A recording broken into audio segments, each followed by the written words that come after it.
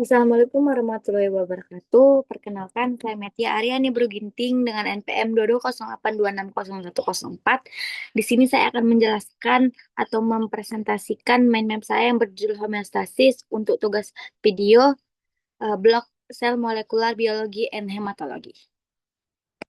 Jadi, apa sih homeostasis itu? Jadi homeostasis itu kemampuan organisme untuk menjaga kondisi internalnya tetap stabil dan seimbang di tengah perubahan lingkungan eksternal atau perubahan dari luar. Nah, di sini saya akan menjelaskan tentang mekanisme dari homeostasis. Jadi yang pertama ada stimulus. Jadi adanya perubahan pada kondisi tubuh yang menjauhi dari titik normal atau set point. Contohnya itu seperti suhu tubuh naik saat demam dan kadar gula darah turun saat puasa. Kemudian yang kedua ada reseptor. Jadi reseptor ini mendeteksi adanya perubahan dari stimulus tadi.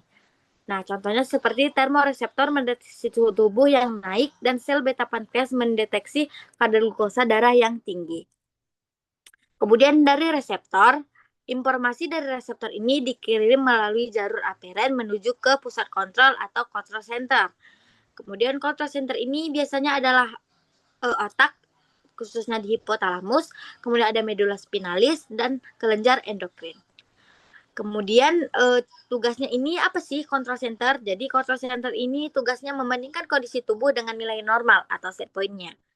Kemudian dari control center, jika ada ketidakseimbangan, control center ini mengirimkan perintah melalui jalur eferen menuju ke efektor, organ atau sel yang bisa melakukan aksi.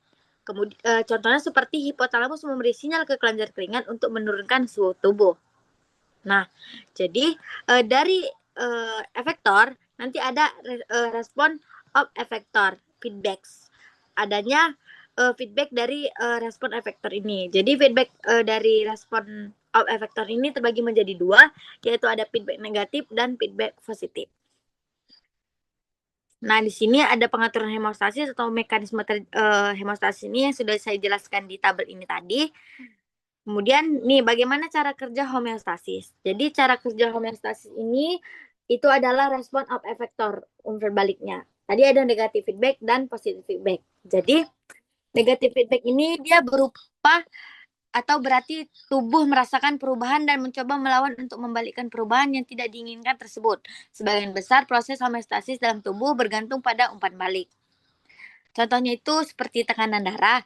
Jadi tekanan darah membuat darah mengalir ke atas menuju kepala melawan tarikan gravitasi. Kemudian ada suhu tubuh.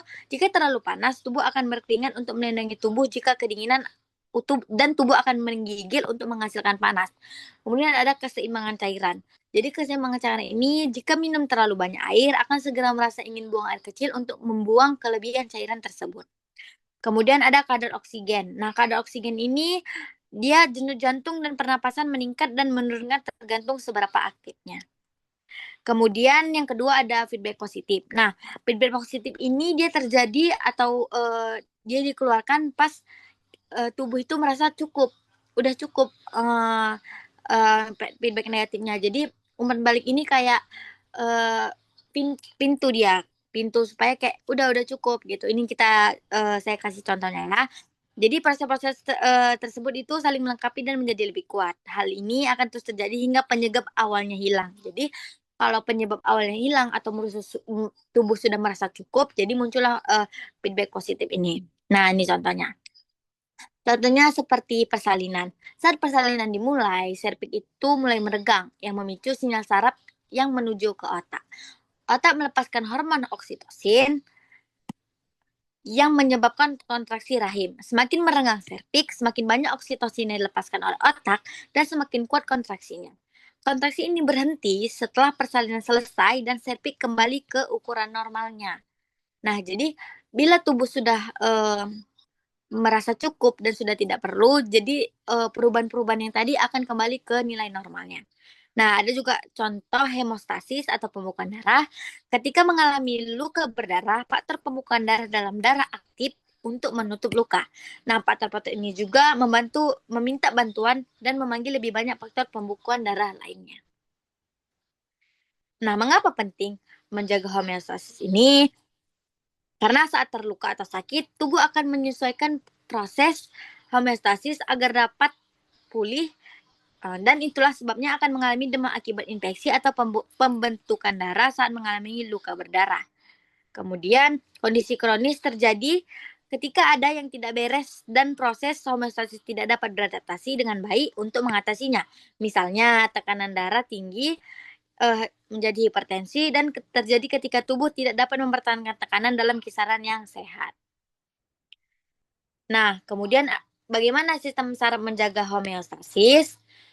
Sistem saraf dibagi menjadi dua, sistem saraf pusat dan sistem saraf perifer. Nah, di sistem saraf pusat ada otak besar, bagian bawah, dan susun tulang belakang. Di otak besar ini terjadi kesadaran, kreativitas, pikiran, moral, ingatan, dan lain-lain. Kalau di sistem saraf pusat bagian bawah, penerimaan data sensorik, koordinasi, aktivitas otot, dan homeostasis. Di susun tulang belakang, tindakan refleks otomatis. Kemudian di sistem saraf perifer ada sistem saraf otonom dan sistem kranial saraf tulang belakang. Sistem saraf otonom ini saraf motorik, kranial, dan spinal yang mengendalikan organ dalam. Kemudian kalau saraf kranial dan saraf tulang itu membawa informasi sensorik ke impuls motorik dari sistem saraf pusat. Oke, kemudian ini referensi yang saya gunakan untuk membuat materi ini. Sekian presentasi saya. Mungkin ada salah kata atau salah penyampaian tentang materi saya. Mohon dimaafkan kepada Allah. Kepada Allah saya mohon ampun. Terima kasih atas perhatiannya. Saya tutup presentasi ini. Assalamualaikum warahmatullahi wabarakatuh.